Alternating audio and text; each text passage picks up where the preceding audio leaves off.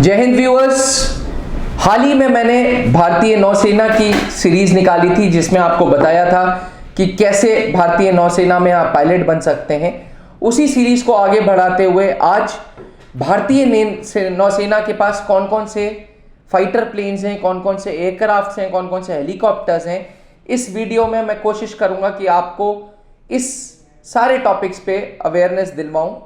देखिए, जैसे जैसे भारत आत्मनिर्भर की तरफ बढ़ता जा रहा है वैसे वैसे सारी forces, army, air force, navy self dependent होती जा रही है। ना ही सेना, अर्धसेना भी, सीआरपीएफ, सीआईएसएफ, आईटीबीपी, ये लोग भी सेल्फ डिपेंडेंट होते जा रहे हैं।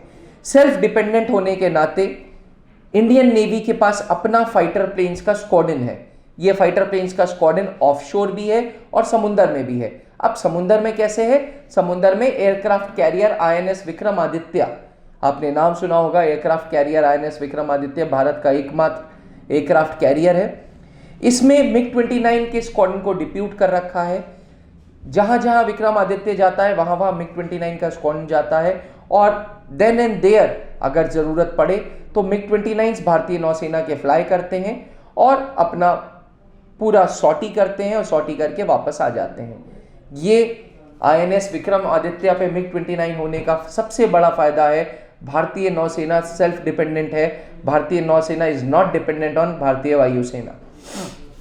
वहीं ऑफशोर पे हॉक के स्क्वाड्रन्स हैं। Hawk is one of the best aircrafts. बहुत बहुत बहुत लाइट एयरक्राफ्ट है जिसकी speed is close to 2200 kilometre per hour. अपने आप में बड़ा अच्छा एयरक्राफ्ट है जो ऑफशोर डिप्यूट किया गया है।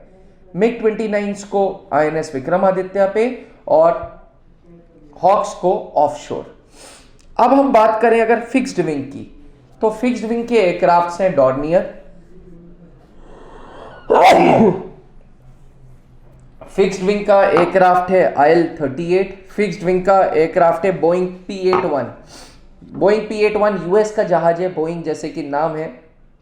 IL-76, IL-26 की सीरीज भारतीय वायुसेना पे है, बट एक IL-38 है जो भारतीय नौसेना यूज करता है। डॉर्नियर एयरक्राफ्ट अक्सर ट्रांसपोर्ट एयरक्राफ्ट है, one of the lightest aircraft है भारतीय वायुसेना, भारतीय नौसेना की हिस्ट्री में। फिक्स्ड विंग का जो स्क्वाड्रन है वो ऑफशोर है, गोवा में है, वाइजैक में है, पोर्ट ब्लेयर पे है। फिक्स्ड विंग का काम होता है फ्लीट ऑपरेट करना, इधर से उधर जाना, मेडिवैक करना। फिक्स्ड विंग का प्लान है, फिक्स्ड विंग का जो काम होता है वो बेसिकली वॉर की इंफॉर्मेशंस देते हैं। फिक्स्ड विंग में मेडिकल मिशंस ले जाते हैं, वीआईपी मूवमेंट होता है, सर्च एंड रेस्क्यू ऑपरेशन होता है। ये सब का सब काम फिक्स्ड विंग करता है। रोटरी विंग जिसे हेलीकॉप्टर्स भी बोले जाते हैं, भारतीय नौसेना के पास सिर्फ एक सिंगल इंजन चेतक हेलीकॉप्टर्स हैं, बाकी सब डुअल इंजन है। के सीरीज है, Kamov 31, Kamov 28 advanced light helicopter and Sea King. ये 4 तरीके के हेलीकॉप्टर्स हैं जो डुअल इंजन हैं, बाकी सब सिंगल इंजन है। सिंगल इंजन और डुअल इंजन में बेसिक फर्क यह है कि डुअल इंजन ज्यादा रिलायबल है।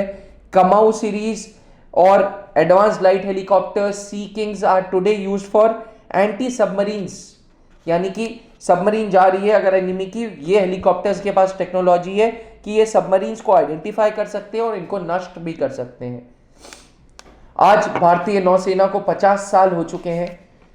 4 दिसंबर भारतीय नौसेना दिवस मनाया गया था, जिसमें 4 तारीख को 1971 को भारतीय नौसेना ने कराची बॉर्डर पे, कराची बेस पे हमला किया था। उनकी शिप्स, उनके रॉयल टैंकर्स सब डिस्ट्रॉय कर दिए थे। शायद यही रीजन है कि आज भारतीय नौसेना ने अपने आप में बहुत बहुत बहुत बहुत बहुत चेंजेस लाया है।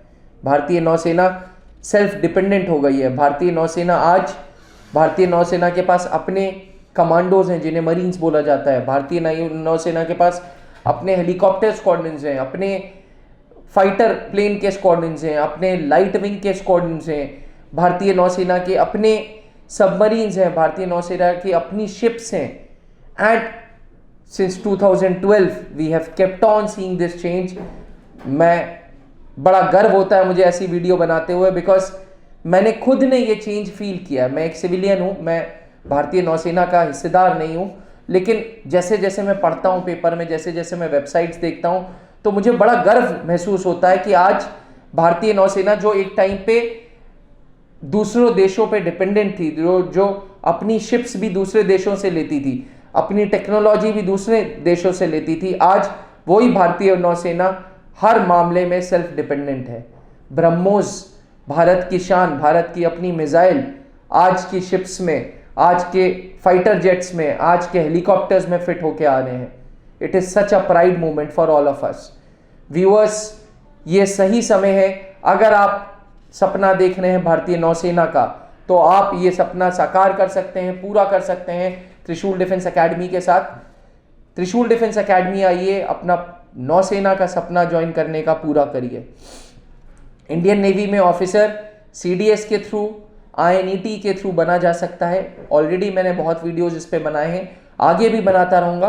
बट अभी के लिए इंडियन नेवी एविएटर्स पे मैं और सीरीज लाऊंगा आपके लिए। मैं टेक्निकल ऑफिसर का काम बताऊंगा, मैं ऑब्जर्वर का काम बताऊंगा। पायलट का तो काम आप समझ गए हैं, बट ऑब्जर्वर और टेक्निकल ऑफिसर, ये 2 पोस्ट हैं इंडियन नेवल एविएटर्स में, जिसके लिए बहुत सारे क्वेश्चंस आते हैं।